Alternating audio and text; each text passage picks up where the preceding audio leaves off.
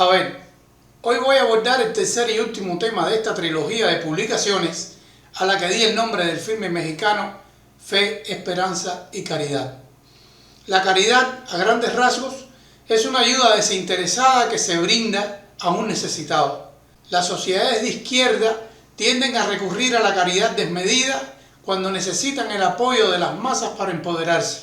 Es con ese objetivo con el que hacen verdaderas campañas de gratuidades masivas de diverso tipo que lesionan gravemente la economía del país. Pero una vez empoderados y eliminada la oposición, se suprimen los derechos de expresión y de libre agrupación y se van eliminando las gratuidades y los beneficios caritativos de antaño. En las sociedades de izquierda, la caridad sirve de instrumento de sometimiento porque lo menos que espera el Estado benefactor del beneficiado es el agradecimiento expreso, su apoyo incondicional y su dependencia. El ejercicio de la caridad con esos propósitos busca aliviar los problemas del beneficiado, pero no solucionarlos, porque el verdadero propósito no es el desarrollo y el bienestar del individuo, sino generar su dependencia de la caridad estatal. Y a la larga, lo que se logra es la corrupción de los valores éticos y morales de la caridad. Nuestro país es un claro ejemplo de la práctica inapropiada de la caridad al ejercerla de la misma forma para todos los individuos. No se puede practicar la misma caridad hacia un necesitado con impedimentos físicos y mentales o en condiciones de vulnerabilidad que hacia las necesidades de un individuo en plenas facultades físicas. El impedido necesitará que la caridad se ejerza sobre él de forma permanente. El vulnerable lo que necesita es que se le ayude a salir de su estado de vulnerabilidad, mientras que para el necesitado en plenas facultades, la caridad debe estar en función de facilitarle la posibilidad de cubrir sus necesidades por esfuerzo propio, lo que constituirá un motivo de orgullo e independencia personal. Solo así podrá tomar conciencia del valor de los resultados alcanzados.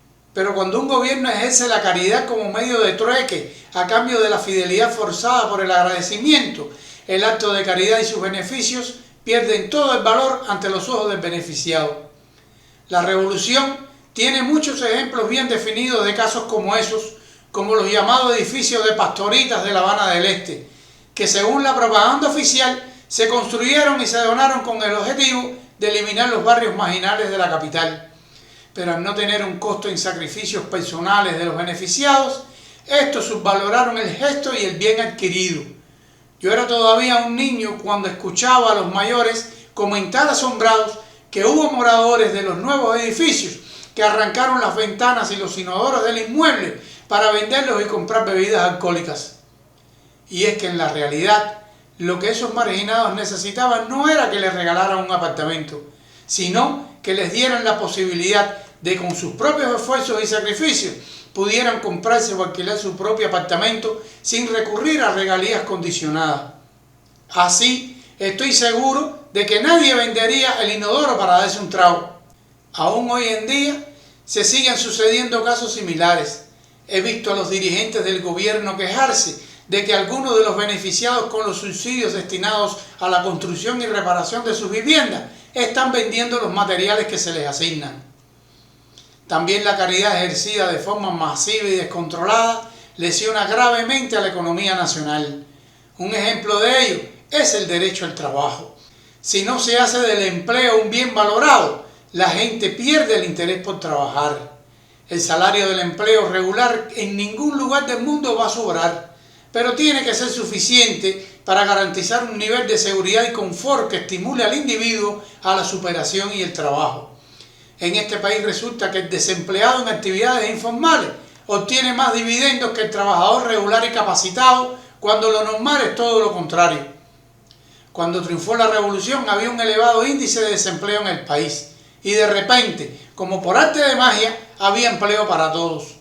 ¿Cómo es posible que aumente la oferta de empleo sin un crecimiento económico que lo respalde? Inflando plantillas. Lo que antes se hacía con 10 trabajadores se empezó a hacer con 50, más un jefe, un económico, dirigentes de las organizaciones políticas, controles burocráticos y todo tipo de actividades improductivas cuyos recursos procedían del resultado de la actividad productiva que antes se generaban con solo 10 trabajadores.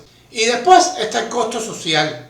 Como la gente sobraba, subió el majaseo, el uso del horario de trabajo para otros tipos de actividades, incluyendo las gestiones personales y la indisciplina laboral. Con la ley de la reforma agraria, las grandes y muy productivas extensiones de tierra se fraccionaron en pequeñas y menos productivas fincas para entregarlas en propiedad a los campesinos, a los que se llamó desde entonces pequeños agricultores. ¿Era acaso necesario tomar tan pésima decisión para acabar con el injusto desalojo, la explotación y el tiempo muerto? ¿Qué economía puede resistir tales barbaridades sin resquebrajarse? Con las gratuidades masivas sucede otro tanto. En este país la educación es gratuita, pero no se permiten centros de estudios privados e independientes. El pueblo se ve obligado a aceptar la caridad estatal a cambio de que sus hijos, además de las asignaturas básicas, aprendan a que tienen que ser como el Che y que tienen que adorar al Dios Fidel junto a sus santos dirigentes y a su actual Mesías, el señor Canel. Esta falta de sacrificios para obtener un nivel educacional alto y un título llenan las aulas de estudiantes que no tienen interés en superarse y solo van a la escuela a entorpecer las clases, y educados por maestros sin vocación ni interés profesional que ni siquiera intentan guardar la distancia requerida para mantener el respeto y la admiración del alumnado. Los hijos de los campesinos, una vez titulados, abandonan los campos dejándolos sin manos de obra. Otro tanto sucede con los muy modestos pero necesarios servicios de los oficios que han ido desapareciendo a lo largo de los años por esa causa. En Cuba no hay escuelas de prestigio. Mientras los gobernantes de este país pregonan a los cuatro vientos la falacia de la excelente calidad de la enseñanza nacional, ellos envían a sus hijos a estudiar en universidades en el extranjero. La salud gratuita es otra mascarada. Se prohíben los hospitales privados e independientes. Se prohíbe el ejercicio de la medicina por cuenta propia. Y una vez más, el pueblo se ve obligado a aceptar la caridad del gobierno a cambio de aplausos, vítores y consignas. Eso trae consigo conductas inapropiadas, como la del alcohólico que finge un dolor abdominal en una consulta para que le receten tabletas de dipirona que luego vende para comprarse un trago. Mientras tanto, los altos dirigentes del país, sus familiares y sus protegidos se atienden en centros de salud especiales para ellos. Pero hay algo aún más denigrante. Hubo un tiempo en que en todos los centros asistenciales para el pueblo se hizo una campaña para echar en cara de la población el costo de las gratuidades médicas de las que se disfrutaban. Se colocaban pósteres con el eslogan: en Cuba la atención médica es gratuita, pero cuesta. Y a continuación se listaban los servicios y el costo que tenían. Por curiosidad, yo siempre me pregunté de dónde salieron los cálculos de esos costos, porque me pareció absurdo que con el escuálido salario que ganan los médicos en este país, solo una consulta en un consultorio familiar tuviera un costo de 25 pesos, que en aquel momento tenían un valor mucho más alto que el actual. Siempre me pareció inmoral que a este pueblo, que según Fidel merece un lugar en la historia y merece un lugar en la gloria, se le eche en cara las gratuidades médicas. Porque si vamos a sacar cuentas, habría que preguntarse cuánto pagó este pueblo en donaciones de sangre, en trabajos voluntarios, en guardias nocturnas, en invenciones y racionalizaciones mal estimuladas, en bajos salarios percibidos, en las muertes de aquellos que cayeron en defensa de la revolución en la que pusieron todas sus esperanzas, en las muertes de los combatientes internacionalistas, en los riesgos y penurias que sufren los médicos en misiones lejos de sus familias a cambio de recibir una ínfima parte de los beneficios que su sacrificio genera. Y más aún, ¿qué costo puede tener un pueblo que soporta las crisis y las carencias recurrentes del sistema sin poder siquiera expresar públicamente y en masa su inconformidad con el gobierno y expulsar del poder a los dirigentes del país por medio de la democracia en las urnas? Los aportes que ha hecho este pueblo al gobierno, de forma voluntaria o no, son invaluables y no merecen el desprecio que sufren. Cuando la caridad se ejerce con fines tan mezquinos, es contraproducente y no genera admiración, elogios ni consideraciones. Muchas gracias.